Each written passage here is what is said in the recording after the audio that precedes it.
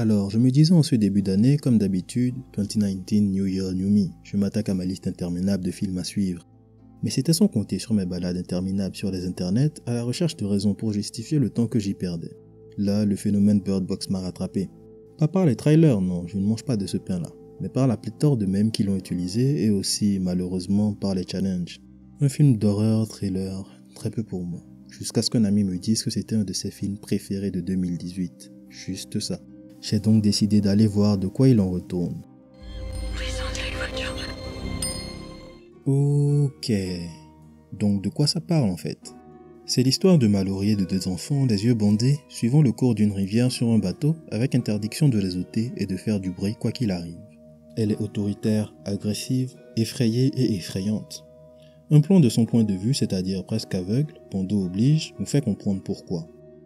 Tout ça pour rejoindre un abri plus sûr. Petit saut de 5 ans dans le passé pour voir notre chère Mallory, en artiste enceinte et recluse, qui sera à l'hôpital avec sa sœur pour un contrôle de routine. Les plus avertis auront fait attention aux biens informatifs en fond, dignes du début d'un film de zombies. On a l'occasion de voir le début de la fin, tous ces gens qui se donnent la mort après avoir vu des choses. À partir de là, l'objectif est clair. Survivre avec les moyens et les personnes du bord. On notera la présence de Machine Gun Kelly dans le film qui finit par disparaître. La légende raconte qu'il vit les choses et décida par la suite de faire un diss track à Eminem. Tragique destin. On a du mal à ne pas penser à Lovecraft, à l'évocation de ces choses que l'on voit et qui font perdre la raison. Bloodborne c'était bien, donc le film doit l'être aussi. Eh bien, non, pas vraiment. Et pourquoi ça, me demandez-vous tout au fond? T'as compris pourquoi, comme dans le titre. Déjà, le concept est très intéressant. Les méchants monstrueux ne peuvent pas te faire de mal directement, si ce n'est te demander gentiment de bien vouloir les regarder.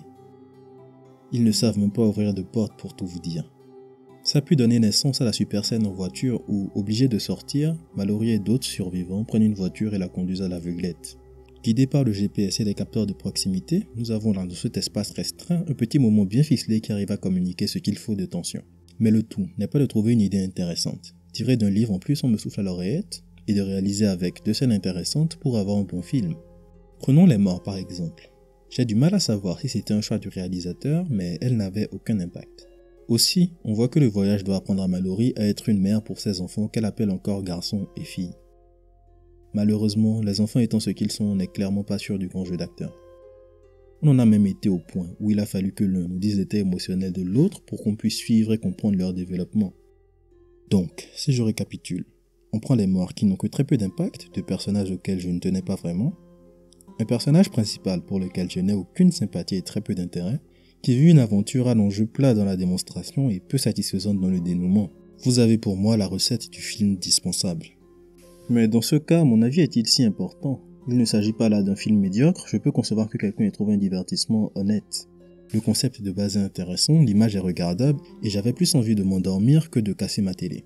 Mais il apporte si peu qu'on peut l'ignorer sans rater ni grande scène ni grand personnage. Alors ma note?